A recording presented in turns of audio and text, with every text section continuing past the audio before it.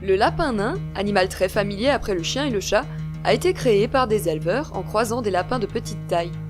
Comme tous les lapins domestiques, ils sont issus du lapin de Garenne. Le lapin de Garenne sauvage a été domestiqué rapidement. Des mutations sont apparues et ont donné toutes nos races actuelles. Le lapin de Garenne sauvage est donc l'ancêtre de toutes nos races domestiques, du géant des Flandres de presque 10 kg, au bélier aux oreilles tombantes, à l'angora aux poils démesurés, en passant par le rex à la courte fourrure.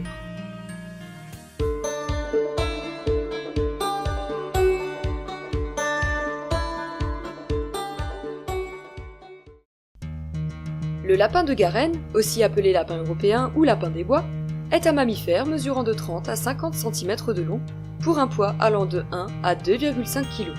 Il est donc petit, trapu, et a des oreilles aussi longues que la tête, légèrement noires au niveau des pointes sur la partie supérieure. La couleur de sa fourrure varie du gris au brun, avec la partie ventrale grise ou blanche. Généralement, ils ont une tache légèrement rousse au niveau de la nuque. Leur petite queue touffue ne fait pas plus de 6 à 7 cm de long. Ils possèdent 28 dents, dont 16 sur la mâchoire supérieure et 12 sur la mâchoire inférieure. Les dents poussent continuellement et le lapin doit ronger pour les user. Le lapin de Garenne possède 5 doigts munis de courtes griffes sur les pattes antérieures et 4 doigts munis de griffes sur les pattes postérieures. Pour se déplacer, le lapin fait de petits bonds plus ou moins longs. Il s'aide de ses pattes arrière pour sauter, puis pose d'abord une première patte avant, la seconde plus loin, et enfin il repose les 2 pattes arrière en même temps. Contrairement à son cousin le lièvre, le lapin de Garenne est un animal grégaire qui vit en communauté sur un territoire dont la surface vitale peut varier de 1600 à 6700 m². Ce territoire peut parfois s'étendre sur 3 à 4 hectares, mais les lapins s'éloignent rarement de plus de 800 mètres de leur terrier.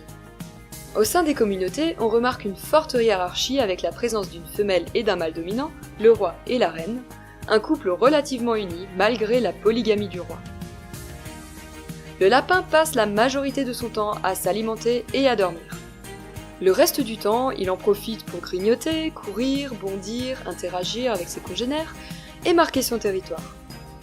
Son régime alimentaire est composé d'herbes, d'écorces, de racines, de bourgeons, de ronces, de fleurs, de bulbes, mais aussi de ses propres excréments, ce qui lui permet de digérer les aliments en 2 fois. C'est ce que l'on appelle la caécotrophie. Les lapins se reproduisent 4 à 8 fois par an.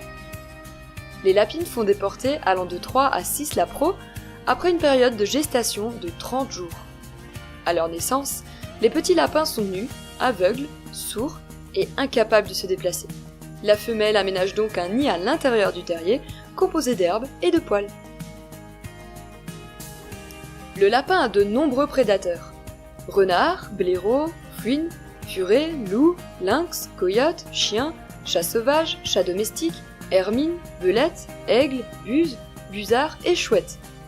Les corbeaux, les pies, les corneilles, les rats et les hérissons ne s'attaquent pas directement aux lapins vivants, mais peuvent en dévorer des cadavres. En règle générale, ce sont les lapros et les lapins les plus faibles qui sont capturés. Les lapins peuvent représenter 50% du régime de leurs prédateurs. De cette manière, la nature sélectionne les individus les plus vigoureux de chaque génération. L'élevage et la sélection n'ont donc modifié que la taille des oreilles, la longueur du poil ou encore la couleur de la fourrure.